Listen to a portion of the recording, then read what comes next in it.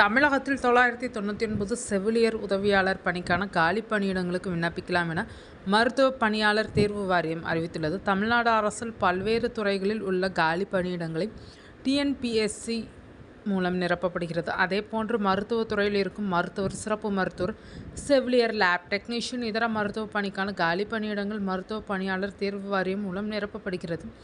அந்த வகையில் 2026ஆம் ஆண்டு தொடங்கி 20 நாட்களே ஆன நிலையில் செவிலியர் உதவியாளர் கிரேட் 2 பணிக்காக மொத்தம் 999 காலி பணியிடங்கள் நிரப்ப மருத்துவ பணியாளர் தேர்வு வாரியம் திட்டமிட்டுள்ளது. இதற்கு 10ஆம் வகுப்பு தேர்ச்சி மற்றும் செவிலியர் உதவியாளர் பயிற்சி சான்றிதழ் உள்ளவர்கள் விண்ணப்பிக்கலாம். மேலும் இது எழுத்து தேர்வின்றிய தகுதி அடிப்படையிலான தேர்வு என தெரிவிக்கப்பட்டுள்ளது. மேலும் இதற்கு www.mrb.tn.gov.in என்ற இணையதளத்தில் மட்டுமே பணம் செலுத்தி விண்ணப்பிக்க வேண்டும் என மருத்துவ பணியாளர் தேர்வு வாரியம் கேட்டுக்கொண்டுள்ளது.